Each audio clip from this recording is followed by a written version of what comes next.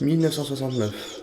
Pour la première fois à la télévision, un chien doué de parole et sa fidèle équipe, prête à en découvrir avec le moindre mystère, apparaît à la télévision. Scooby-Doo naît au studio Hanna-Barbera, alors en plein essor. Mais il souhaite proposer une série plus effrayante.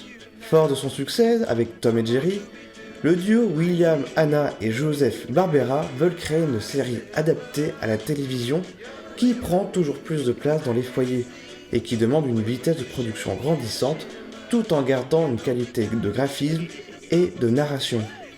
Aussi, le projet est lancé sous la surveillance de l'ACT, qui accuse le studio de proposer des programmes trop violents pour les enfants. L'émission est donnée à deux scénaristes, Joe Ruby et Ken Spears, ainsi qu'à l'illustrateur Iwao Takamoto. La première version de Scooby-Doo présente 5 adolescents, Geoff, Mike, Kelly, Linda et WW, faisant partie d'un groupe de rock, et leur berger allemand, Too Much, jouant de bongo. Si l'idée plaît, elle ne convient pas totalement aux producteurs qui craignent que le berger allemand ressemble trop au personnage d'Archie. Ils optent donc pour un grand danois qui rejoint les Mystery Five, qui lorsqu'ils ne sont pas en concert, traquent les énigmes et les mystères. Après avoir consulté un éleveur de danois, Takamoto finit par prendre des libertés sur ses dessins préparatoires, allongeant les pattes avant et lui offrant un double menton.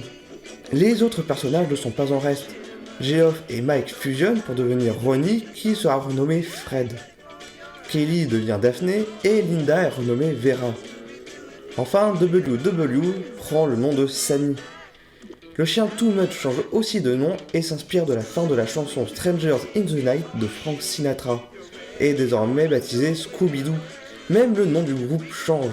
Les Mystery Five deviennent les Who's Scared pour enfin devenir Mystère et compagnie.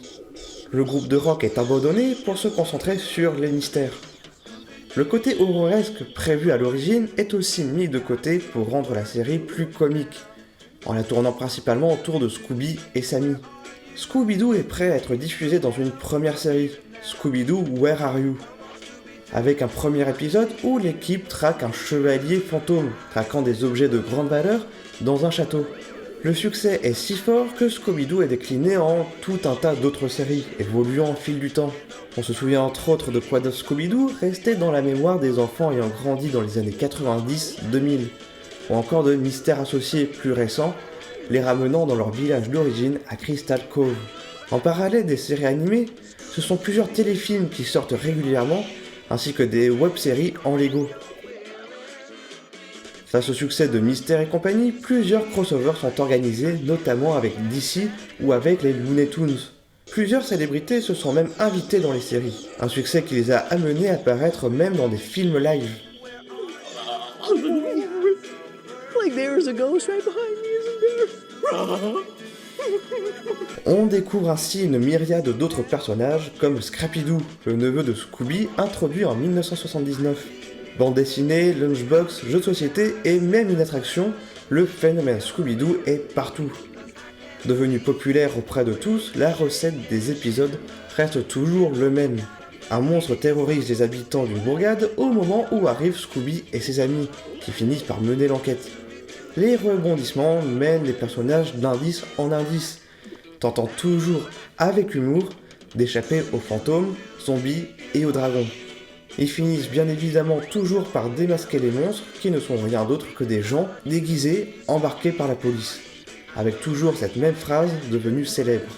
I would have gotten away with it if it weren't for those meddling punks and their dumb dog!